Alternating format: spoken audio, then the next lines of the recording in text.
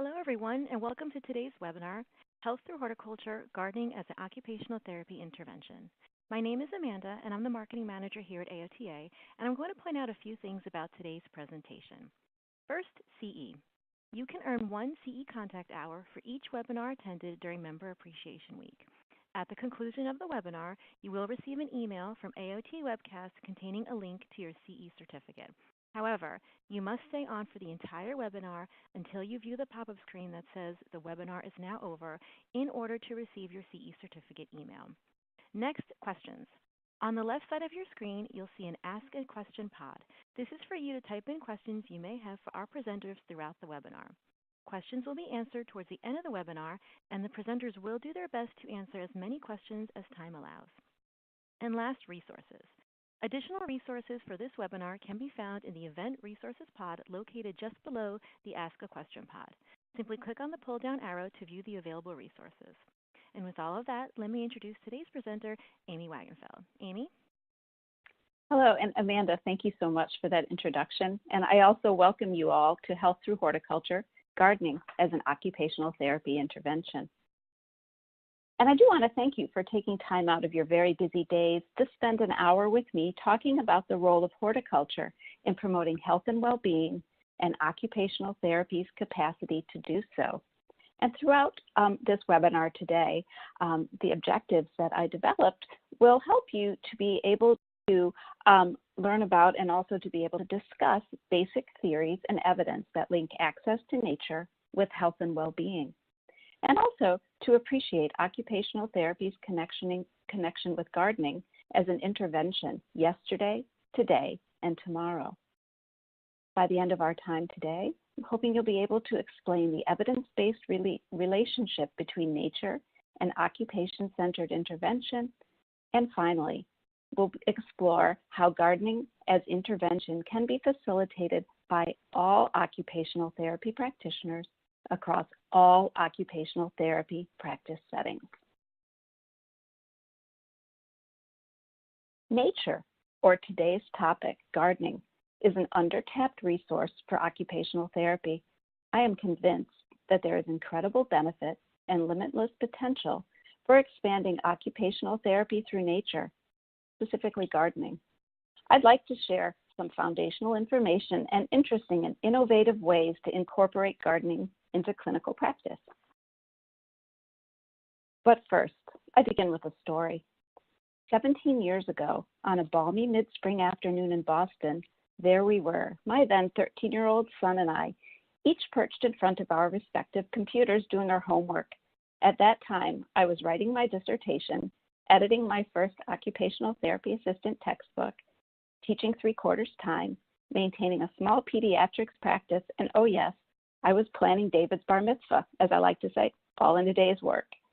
I'm not really quite sure what happened, but something triggered my inner thermonuclear button, and I unleashed a torrent of profanities and complaints, pretty out of character for me.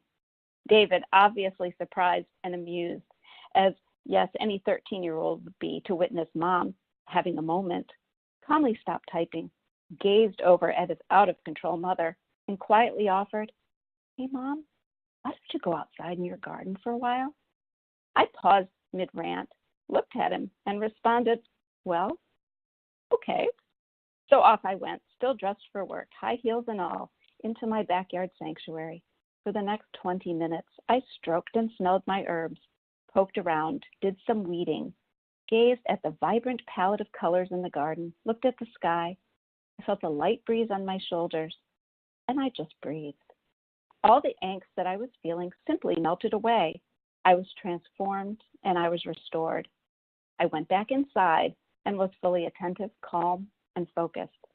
And little did I know then that there's a name for what I had experienced. Environmental psychologists Stephen and Rachel Kaplan developed the attention restoration theory, and we're going to talk about this theory in just a few minutes. But this moment in time was pivotal for me. All my life, I've loved being in nature and gardening. Growing up in a very busy household, tending the vegetable garden was not a chore. It was solace and comfort for me. But at that time, 17 years ago, during my moment of complete transformation, I thought that if I experience restoration in nature. Perhaps it happens for others as well. I also wondered if being in and engaging with nature through gardening and other types of green interactions could be helpful therapeutic interventions for our clients. And to that end, this is what we're going to be talking about today. So now that you know just a little bit of my story, let's move on to talk about occupational therapy, nature, and some interesting research findings. While I talk about them, I invite you to think about how this research is relatable to therapy. How can you as a practitioner use evidence-based green interactions to better support the clients for whom we serve, as well as a means to validate or rationalize starting or continuing a gardening program at your site? And what this slide shows is covers of OT practice that contain translatable and relatable articles about nature, gardening, and health. Based on the ergonomic gardening article that was shown on the previous slide, the AOTA asked me to prepare this tip sheet. This is page 1 of 2, and it's easily downloadable in both English and Spanish from the AOTA website. That's the beginning of my story as a means to link occupational therapy with engagement in nature as intervention research, and also at the design table with landscape architects. And I can say with absolute conviction, it is my passion to do so. So now to the dirt, if you will. We begin by talking about occupational therapy, client-centeredness, and concepts associated with nature and health. These 4 concepts, occupations, meaning and purpose, biophilia, and attention restoration theory, significantly shape our conversation today. And just so that we're on the same page, let's revisit the basic premise of what occupational therapy is all about, which of course centers around the therapeutic use of everyday activities or occupations. So occupations can be considered purposeful activities that are carried out within a specific time and place that are of a meaning to a person. They're also the interaction of the person with his or her self-directed life activities. And the actual doing of occupations is believed to be transformative, promoting adaptation, creating personal and social identities, connecting people to their communities, and enabling ongoing personal growth and development. So in this slide, the first bullet point succinctly tells us what occupational therapy does and our purpose. And the second, that gardening is one occupation that many of our clients and ourselves find to have meaning and purpose and positively shape our lives.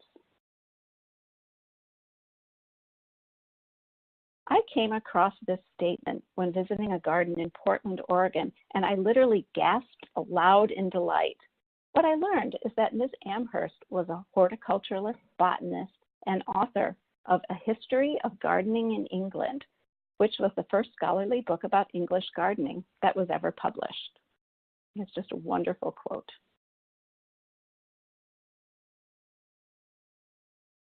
For children, young adults, and veterans, just for instance, beyond having meaning, engaging with nature also has vast capacity to be occupation. What is learned in the garden is translatable to other vocations. It's social, it's cognitive, it's sensory, it's motoric, and absolutely it's fun. And all of the images on this slide represent occupational-based gardening programs in which occupational therapy is represented. The image on the left is taken at the Veterans Farm located outside of Jacksonville, Florida. And at this farm that was started by combat veteran Adam Burke, he invites other combat veterans with various types of conditions, polytrauma, PTSD, et cetera, to come and learn farming and agricultural techniques as a means to then go back to their home base and engage in vocational endeavors that are based on nature. The top right image is taken at Green Chimney School, which is located in Brewster, New York. And at this school, which serves children with severe mental health and youth with severe mental health issues, as well as autism, nature is a very primary part and the basis of their curriculum. So farming, gardening, and animal-related activities really shape the programming there. And the bottom image is taken at the Thrive Social and Therapeutic Horticulture Program, one of their sites in the UK. And this program serves individuals across the lifespan with various disabilities, those who are marginalized and socioeconomically disadvantaged through engagement in social and therapeutic horticulture endeavors. With little published research on gardening as occupations and accordingly occupational therapy intervention, outcomes of a study that a colleague and I, Dr. Ben Atchison, published in the Open Journal of Occupational Therapy in 2014 showed that many occupational therapy practitioners use gardening as focused intervention in senior care, home health, schools, clinics, hospitals, and even at some universities. And while we as practitioners are using gardening for therapy, we're not sharing the results. And just a little bit of information about our study. We designed a 15-question survey, and we had 60 respondents who participated. And we found that gardening as occupational therapy intervention is meaningful and purposeful. 94% of our respondents told us that. 80% indicated that it's motivating, 62% that it's fun, and 32% indicated that it's a client-centered intervention. We also noted that the frequency of using gardening as a therapeutic intervention and practitioner involvement in designing the garden was significant, suggesting that for our respondents, environmental context supports engagement and heightens the meaningfulness and purposefulness of gardening. We thought that the significance could be interpreted that use of the space for gardening intervention was influenced by whether occupational therapy practitioners had been involved into the actual design of the space, which of course leads me to say that the built environment definitely matters in terms of participation. We as a profession need to promote gardening as meaningful occupational therapy intervention. Other allied health professions and expressive therapy professions are doing so. We have a very important voice that needs to be heard. As you're likely appreciating, gardening can be personally meaningful and meaningful intervention for some of our clients. I'm wondering how many of you are using it or considering doing so, and hopefully, if you're at the considering stage, by the end of our time together today, you're convinced of its value. Having visited concepts core to occupational therapy, let's begin to build our case for health through horticulture.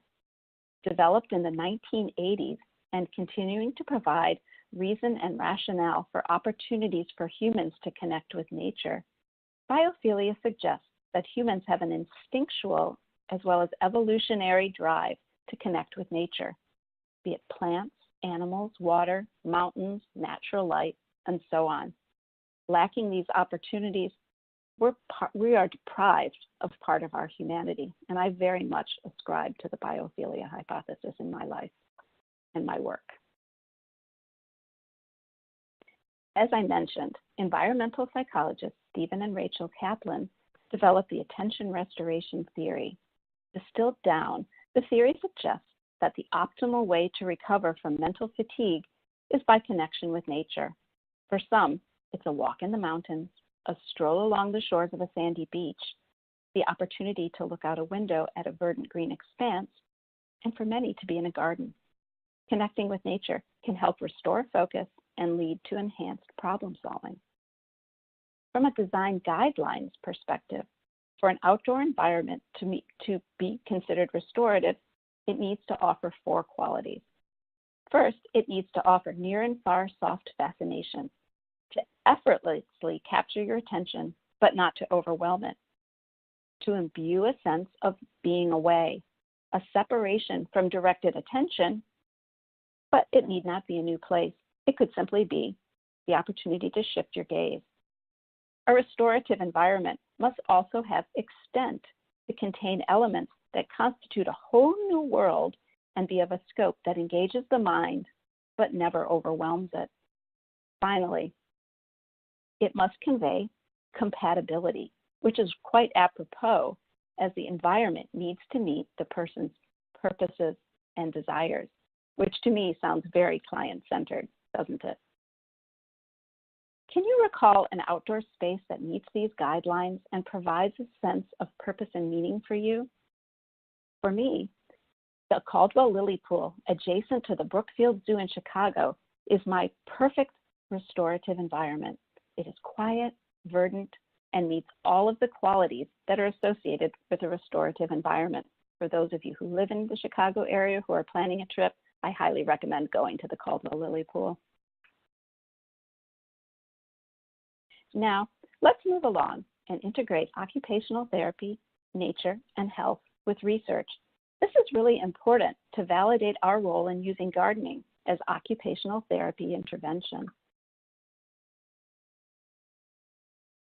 Reporting of using nature experiences as a means to help restore function and enhance well-being long predates the evidence, which began with a study by Roger Ulrich in the mid-1980s, in which he found from reviewing medical records that patients recovering from gallbladder surgery who had a room with a window view of nature required less pain medication, less nursing intervention, and were discharged sooner than patients whose view was of a barren scene, such as a brick wall.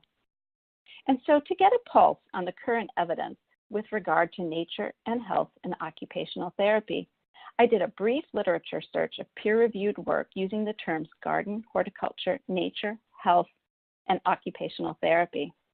And what I found with regards to 10% is that when looking at the terms outdoor and nature and health, there were over 8,500 peer-reviewed results.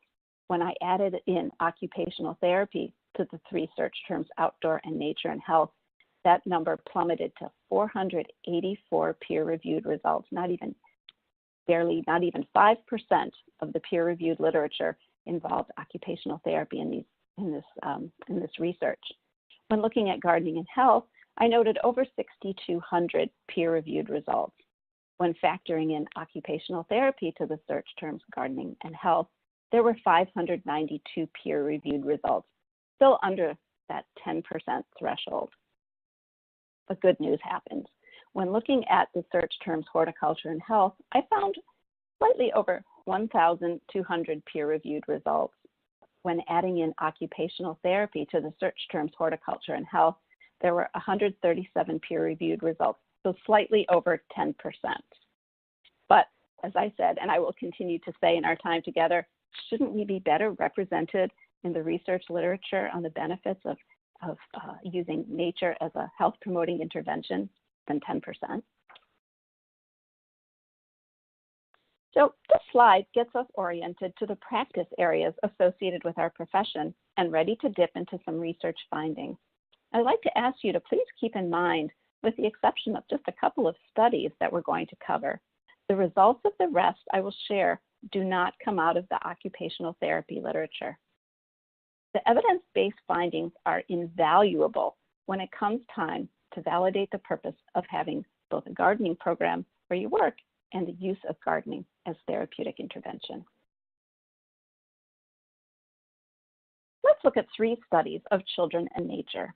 One study of children grades 3 to 5 found that the amount of nearby nature moderated the impact of stressful life events.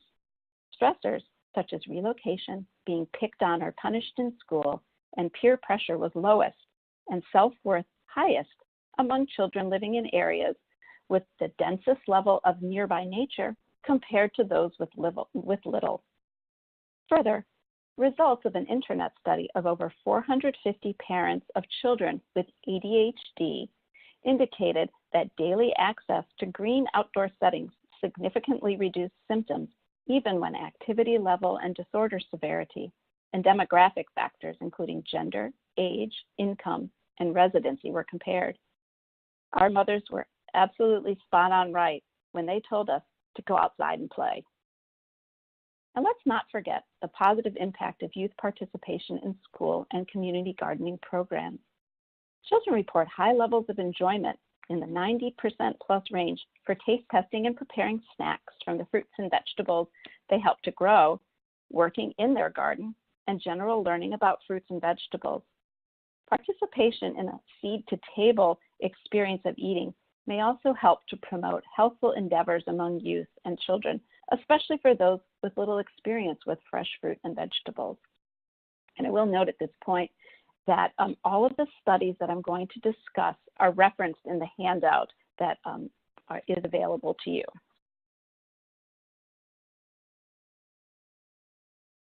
With regard to health and wellness, one of my favorites of what is now an expansive array of research, in a study of 280 participants, results show that immersive walks in a forest area, a Japanese term called Shinrin-yoku, led to lower cortisol levels, lower blood pressure, greater parasympathetic nerve activity, and lower sympathetic nerve activity as compared to walks in an urban area.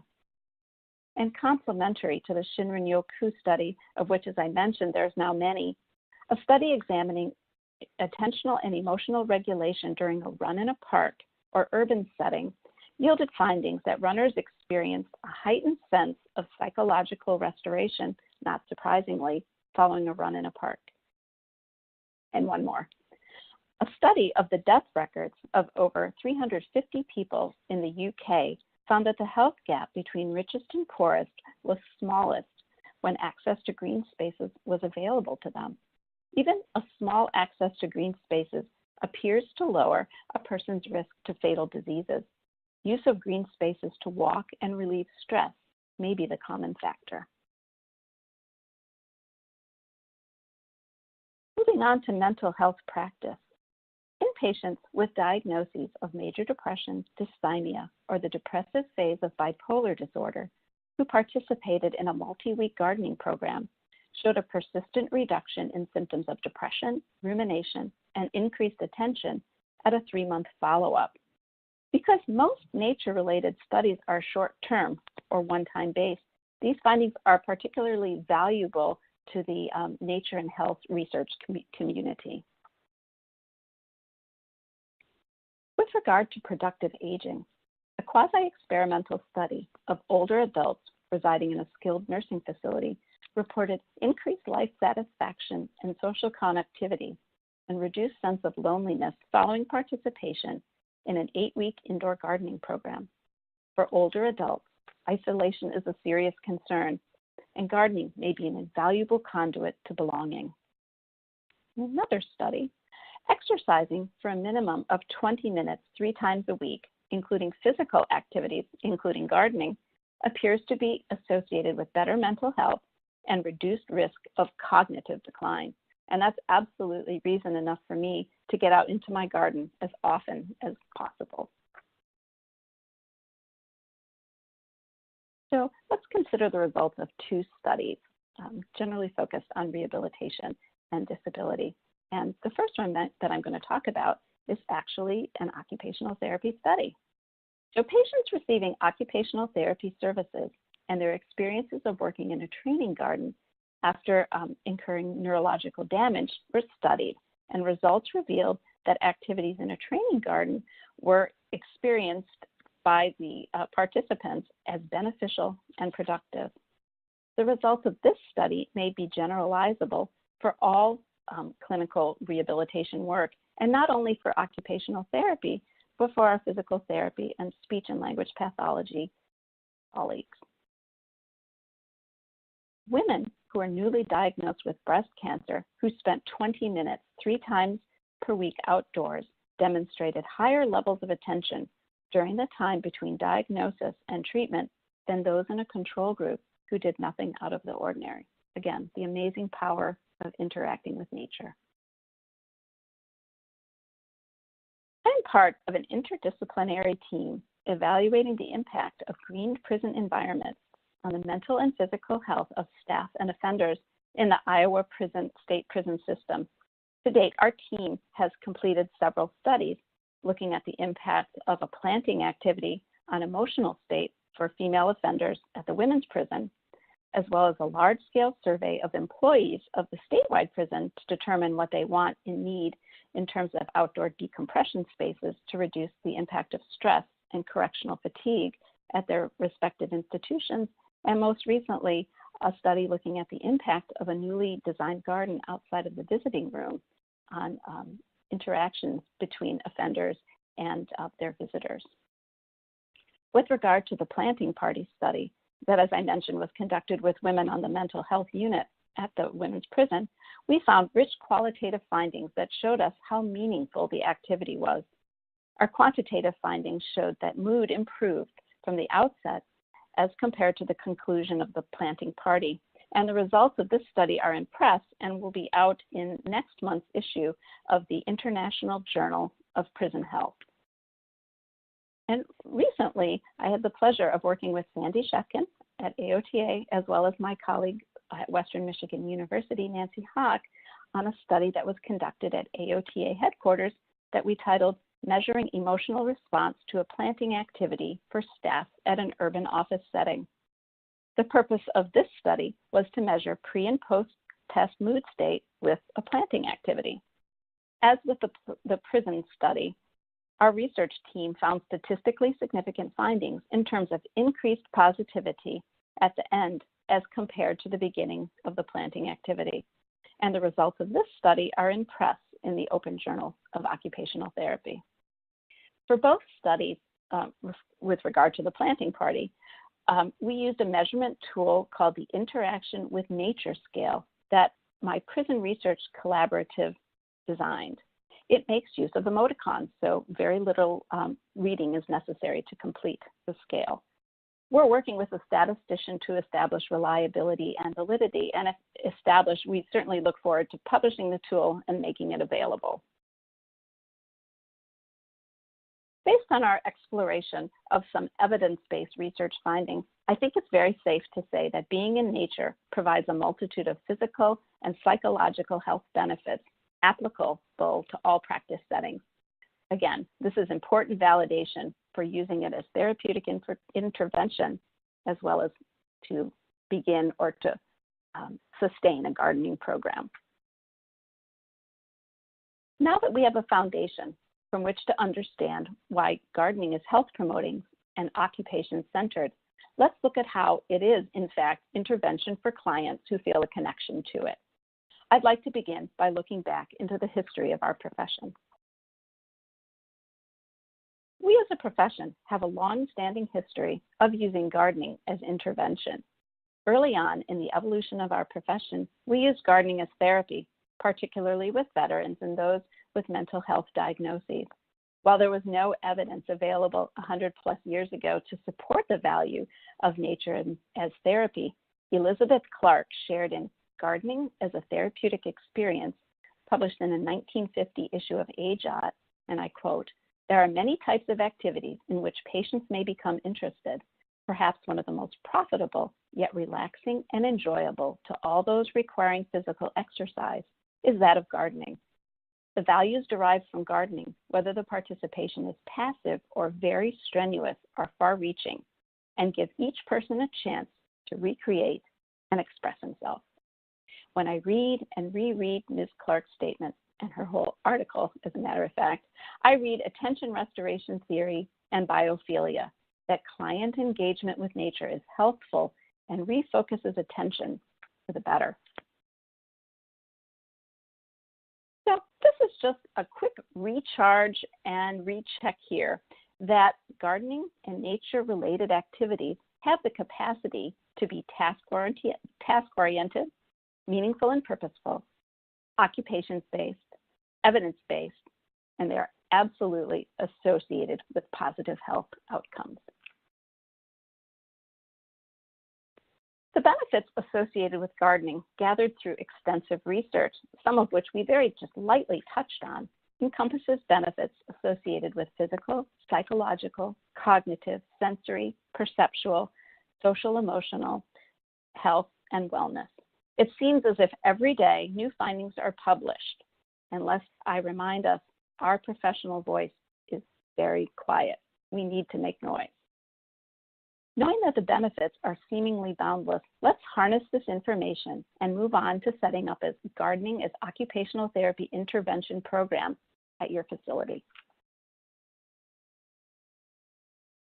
Funding is absolutely critical to start and maintain and to sustain your program. You need to obtain some initial funding, and some potential avenues to do so are by seeing if there's funding available through your facility's capital budget. One consideration, look to grant funding. Many are actually very simple the applications are very simple to complete. The Whole Kids Foundation has wonderful gardening grants for school-based and youth programs. The big box stores also offer gardening-related grant funding sources.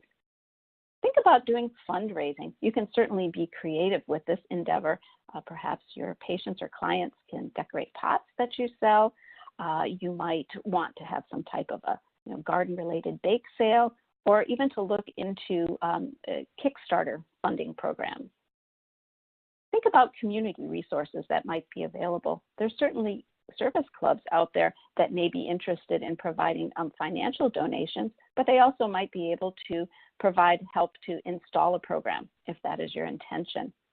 Also, resources such as middle school, high school, and even some universities require community service as either graduation requirements or for course completion.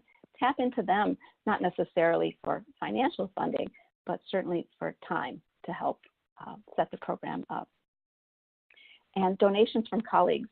Certainly they may be interested in financial donations to help get the garden program going or sustained, but they may also be able to provide in-kind donations such as plants, pots, or other wonderful items that you can creatively repurpose, and of course, their time. First and foremost, you need to be the ambassador for your program. While you need to involve others for maximum impact and sustainability, be the torchbearer and wear it with great pride. Think about, what is your overall goal? You've heard of a business plan? Write a garden plan. In your garden plan, be sure to include clear and achievable objectives. That's absolutely critical to success and sustainability. And be realistic. Start small and think manageable and successful. Commitment from facility administration is really important to support your project. Even beyond funding, your administration must feel that the project is worthy of moving forward. Tap into the research to help make your case. You're providing evidence. And as you know now, there's a lot. Be sure to identify your collaborators. Who are they out there? They may be within your department. They may be elsewhere within your facility or even in the community. It's really nice to be able to organize and facilitate team meetings on a regular basis to keep the momentum for this program going. Make them very engaging and very focused, perhaps even host them in an outdoor environment. Think about upping the ante. Providing educational opportunities for residents or clients and their families really helps to make the gardening program more inclusive and may have some wonderful hidden advantages, such as leading to potential extra funding from family members and a volunteer base, which certainly can help with many aspects of the program, including maintenance and organizing and so on. Input from staff and residents or clients is, of course, very, very important in terms of goals and buy-in. It's important to try to resist the temptation to be a silo show. Keep your program client-centered and open for involvement from other colleagues, as well as clients and residents at your facility. A successful program comes about when there's good collaboration between administrators, staff, patients, caregivers, and community volunteers. This type of a mindset is forward and future thinking. Part of the initial planning involves planning for the future, for ongoing maintenance costs, and for ongoing programs. Remember, the program has to be bigger than you. It should be considered a sustainable endeavor. As an example, one of the unfortunate and far too common outcomes of school gardens is when the original garden coach or director moves on, or thoughts for sustaining the garden for the long term are not factored into the initial planning, and then the garden dies. That is absolutely not the message that we want to convey.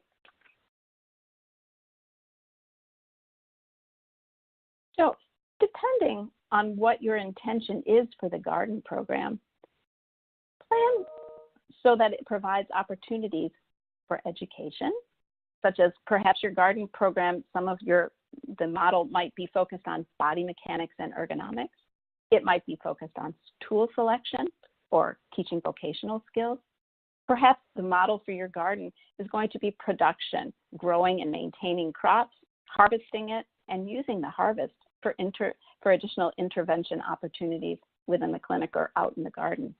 Perhaps the model might be to promote rehabilitation, and this could be physical rehabilitation, mental health, or even sensory. It may be to provide socialization and sensory regulation, as I just mentioned. These are just a few suggestions. Each of you are going to have different ideas of what you want to include in your gardening as intervention program, because your program and goals are based on your population. I'd like to suggest that for those of you who are interested, the Home and Community Health Commune OT Forum has a great thread going called HOrTiculture as Occupational Therapy Intervention, and it was started by Annette Hatala. I really highly recommend that you check it out and get into the conversation. As with programming, your client population helps you understand what goals to address, and these goals may include to increase strength and endurance, increase range of motion, to encourage the use of weak or affected extremities, to improve balance and coordination, and planning and organizational skills. It might be to increase or reduce response to external stimuli, to promote communication, and to increase attention span. And as always, there's more.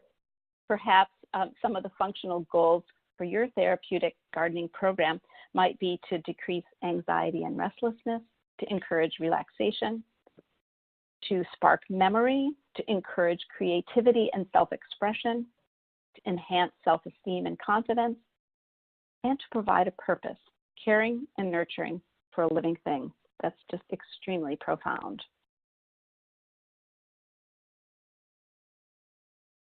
These suggestions are available as part of the handout that I prepared, and using your modification and grading skills as occupational therapy practitioners, think about how these activities may work for your clients at your particular facility or site. For instance, making herbal tea could look like this for children and youth. Children gather handfuls of dried herbs and place them in a zip-top bag. Squeeze out the air, and then seal the bag, and then shake and crush the herbs. They then remove them, place them in empty tea bags, which are now available in many sizes due to such an increased interest in tea drinking. They then place the tea bag in a cup, fill the cup with room temperature water, and let it steep as is. It certainly won't steep as quickly as with hot water, but it absolutely steeps, and they are ready to have a lovely cup of tea that they prepared. So there's certainly many sources for ideas for gardening programs and such. And they include, certainly there's many books that are available on the market. The internet has just vast arrays of activities that are focused on gardening and crafts. The Cooperative Extension Service in your local area probably has some amazing handouts or people available to speak with you about not only setting up a gardening program, but ideas for what to do in the garden or in a gardening program. The resource guide that I've provided for you also has some specific suggestions for those of you who are looking into specific continuing education opportunities focused on gardening. And so I'd like to say that gardening ideas plus therapeutic application equals science-centered occupational therapy. Beyond what I consider to be garden-related activities, you may be wanting to install a garden at your facility as part of the Health Through Horticulture program. And perhaps this garden is going to include in-ground beds, raised beds, table gardens, vertical gardens, or containers or pots. Think about who would and could use this type of garden and how it could be modified as needed. I will say that from my experience, there are not too many just solely in-ground gardens at many sites, but certainly that might be the model that works well for your program. The most important considerations for raised bed is access as well as aesthetics. You need to think ergonomically, height, width, and configuration, but also being sure that a raised bed doesn't look institutional and stigmatizing. Roll-under capacity is absolutely critical, but unattractiveness can be a deterrent for client participation. Table gardens work well for seated gardeners. As with raised beds, it's very important to think about body positioning and beauty. If you're in compliance with ADA, the table itself should be no higher than 34 inches and no lower than 28 inches. There needs to be 27 inches of knee clearance, and it needs to be 19 inches of depth to allow a wheelchair to roll under. And this information is also included in your handout. I've become increasingly interested in vertical or wall gardens as they can be designed with roll-under space. Like the raised bed and table garden images, I invite you to think about which of these examples might be the most effective for seated gardeners. I will say that the two on the right, top and bottom, are vertical gardens that I helped to design, which does provide ample roll-under space for seated gardeners. I also like vertical gardening because it's useful for upper extremity range of motion and done right can be quantified. It's far more fun and meaningful to deadhead spent flowers as a means to increase shoulder flexion than other less occupation-based activities. And certainly an advantage to this is that the flowers that are deadheaded can be dried and used as sachets, so that it's a sustainable element as well. And lastly, container gardens are a great solution for small spaces or when a more permanent structure is not possible. Again, think about how your clients can work at a container without injury. And I would suggest that the image in the middle on the top and the one on the bottom left would be most appropriate for a seated gardener. There's a little bit of roll under or wiggle around space. For those who are interested in therapeutic garden design, I invite you to look at our book, Therapeutic Gardens, Designed for Healing Spaces, the first book that's on the market to advocate for an interdisciplinary approach to design of outdoor environments that support health. Our book is published by Timber Press, but it's also available through the AOTA Press. And as we wrap up, let's revisit that 10% conversation. I cannot say it enough. Document the results of your Health Through Horticulture program. Be a keen observer and meticulous note taker. Your observations are invaluable to validate health through horticulture. Think about partnering with researchers from local university occupational therapy programs to develop and implement translational outcome studies. I think it's really important to move the needle to far above a 10% occupational therapy contribution to the expanding body of evidence supporting the value of gardening as a means to promote health and wellness. I actually believe there's an immediate need to make the horticulture connection, and as such, a call to action is necessary. If we as humans are drawn to nature, which has the capacity to enrich overall health and well-being, and as occupational therapy practitioners, we're tasked to work with our patients and clients to ensure the premise of living life to its fullest. Connecting those we work with and ourselves to nature is of paramount importance. We as occupational therapy practitioners can be the leaders in this line of research. And I leave you today with this final thought. Robert Rodale, the father of organic gardening and Rodale Farms, wrote, "Gardens are where people and the land come together in the most inspiring way." And we'll be moving on to questions shortly. And again, I thank you very, very much for your time and participation today, and I look forward to responding to your questions.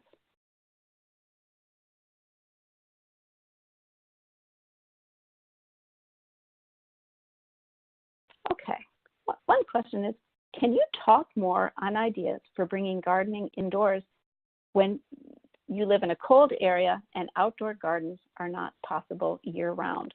Well, certainly you can bring gardening indoors using a system of grow lights. A simple internet search will find many, many sources. There are grow lights, there's growing tables so that you can have different challenges and permutations of a gardening program. But definitely think you can certainly grow plants indoors with grow lights and just even a little bit of outdoor natural light. And again, you bring a lot of cheer indoors during the cold winter months if you can have plants growing.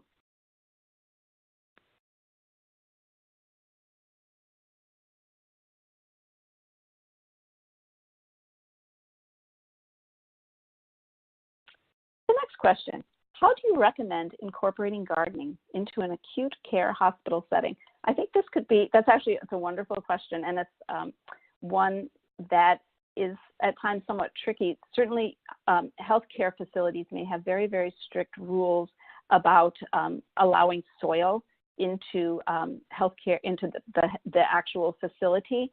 I think that one way of incorporating gardening into an acute care hospital setting might be to be doing activities that are not necessarily focused on the actual growing, but using natural materials as part of your intervention process. That way you can bypass having soil. But again, needs to absolutely be cleared with infection control before even bringing natural materials into the clinic.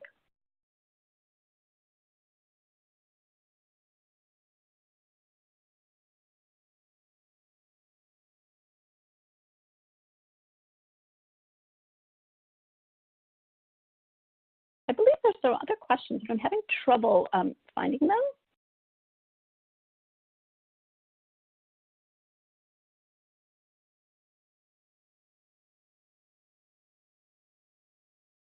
Here we go. Next question. I've tried some container gardening as my workplace is surrounded by parking lots and other buildings. Does that have the same benefits as being outdoors that you talked about? That's a wonderful question, and thank you for asking it. It absolutely does. There is evidence that shows that indoor gardening or even views of nature are equally as helpful as being outdoors. So absolutely. Okay, the next question. Could you please review the requirements for a restorative location? And yes, I'm happy to do that for you. Bear with me for a moment.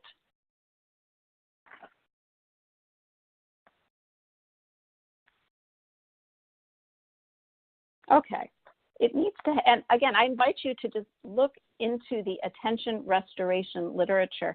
The four qualities that an outdoor environment needs to have to be considered restorative are to offer near and far soft fascination, to offer a sense of being away, to have extent, and to convey compatibility. Okay, the next question. What activities do you recommend to individuals living in cities with limited access to gardens? Would growing plants indoors have similar effects? Absolutely, absolutely, positively. If you can't be outside, bring your garden indoors. Everyone, if you ascribe to the biophilia hypothesis, has the right to connect with nature. Absolutely. Next question. Have you provided garden programs in skilled nursing facilities and been able to bill for the intervention, of course, with the proper goals and documentation for each client? No, I have not, but I certainly am aware. Most of at this point in my career, I'm teaching and doing research, so not doing clinical work any longer, but I certainly am aware of other occupational therapy practitioners who are using it as intervention. You're documenting the outcome of what you're doing, not necessarily the actual activity. What was the name of the thread you mentioned for horticulture? It's called Horticulture as Occupational Therapy Intervention, and it's on the Home and Community Health Commune OT site located on AOTA. And welcome to it. We'd love to hear from you. What would you say is the best way to incorporate gardening intervention to patients with dementia if it is in a long-term facility? My main concern would be resident safety with gardening supplies and tools. I absolutely agree. I think that the most important thing to think about when considering gardening intervention for patients with dementia is if it is going to be an outdoor space, that it's, and there's, I would invite you to take a look at our book or certainly do some research about it. You need to design a garden that is very simple, and it's completely planted with absolutely non-toxic plants. You don't necessarily have to provide a lot of tools. Even an empty watering can could have a profound impact on someone with dementia who wants to be outdoors. Okay, another repeat for the factors needed in a garden for it to be restorative. And again, I invite you to look at the research on what's called attention restoration theory, and you'll find some just wonderful, wonderful work that's been completed. So the 4 qualities for a garden to be considered restorative are to offer near and far soft fascination, offer the sense of being away, to have extent, and to convey compatibility. Okay, the next question. Is there an ideal frequency or intensity rate for holding a gardening group with children? That is an excellent question. There's a lot of research that's being conducted in this whole health and nature realm, looking at what is the dose that is considered to be ideal. And studies have found, as little as 5 minutes to be effective and as much as 30 minutes. Generally, my recommendation is 20 minutes. And certainly if it could be 20 minutes on a daily basis, that's terrific. But 20 minutes seems to be a pretty good number.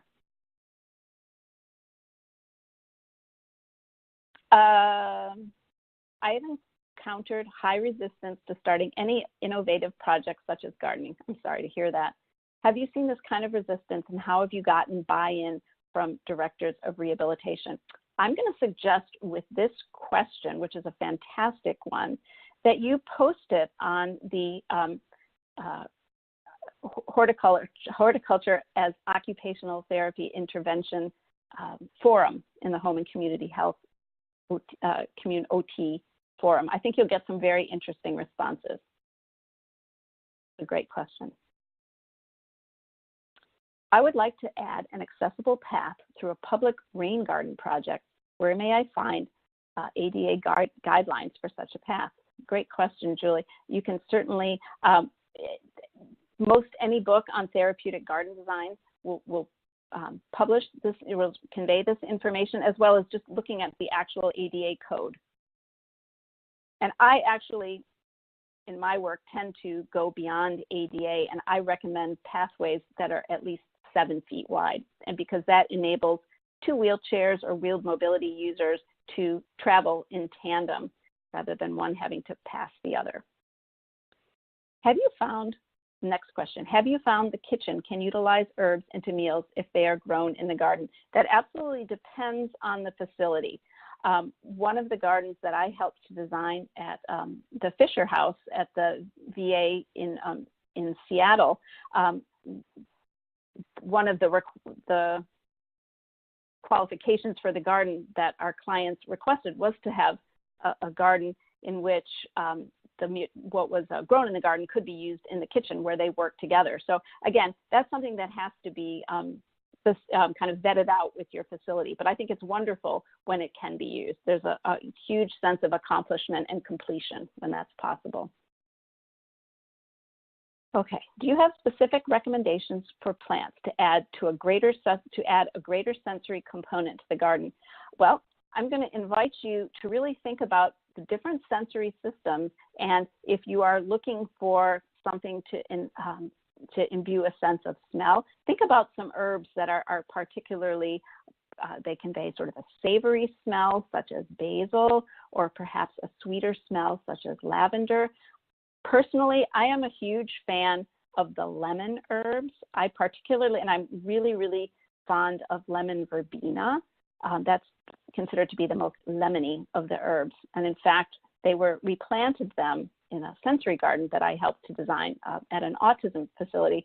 And it's such a favorite that we've now had to replant 3 or 4 times. So the children love it as well. Are there any facilities that would donate plants or gardening material that you are aware of?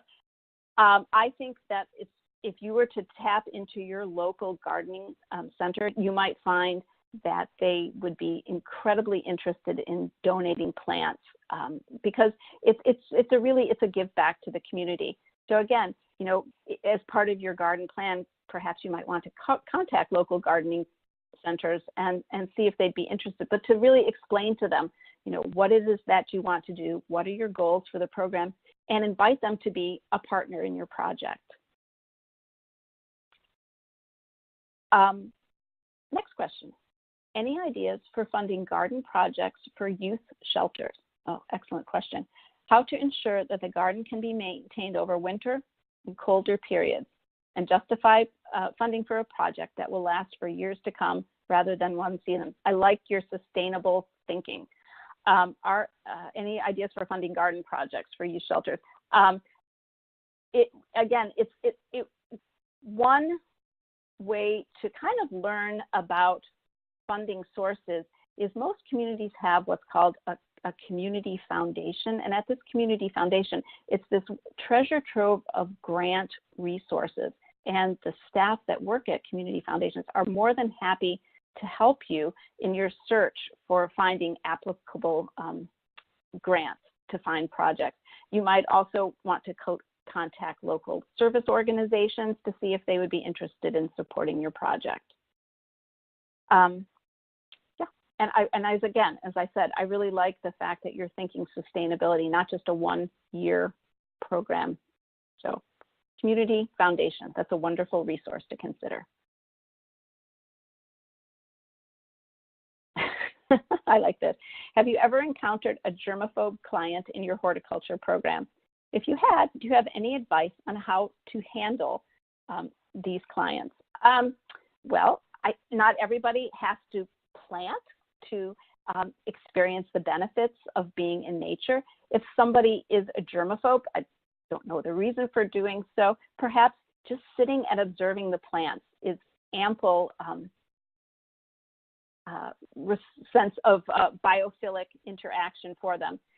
And I think that's just absolutely fine because, again, just being able to view nature, and perhaps if the plants that you're working with have aromatic qualities, is beneficial. So I'd say let them kind of call the shots on it. And perhaps in time, you might find a germaphobe, perhaps who wears gloves, would be interested in participating. It's a good question. How can you implement a horticulture program in a skilled nursing facility with limited space within the gym? All right, perfect. How about if you have some containers or vertical or wall gardens? They don't take up a lot of space. You'd absolutely have to work with your facilities people to make sure that these wall gardens are installed safely, but I think that's a wonderful opportunity. And if you have vertical gardens, you have some built-in rehabilitation elements. So think vertically in a situation where you have very limited space. Is there any evidence that certain colors in the garden are more healing or calming? There's really not a lot of hard evidence with regard to this. Sometimes some of the wisdom is that colors such as red, the alerting colors or the highly saturated colors like red and yellow and orange could be more alerting or perhaps evoke anger in some for people with emotional challenges. And then the more pastel-y colors are a little bit more healing and calming, but there really isn't any hard evidence to support this.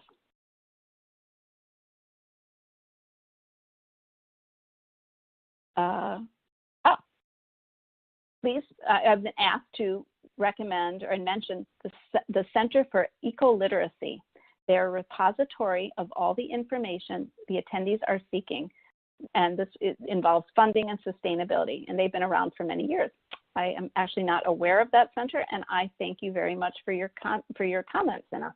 Thank you. So it's the Center for Eco-Literacy, and eco is E-C-O, and literacy, L-I-T-E-R-A-C-Y. Again, Senna has suggested that this is a wonderful repository for all the information that you are seeking in terms of funding and sustainability. Great, thank you so much for that.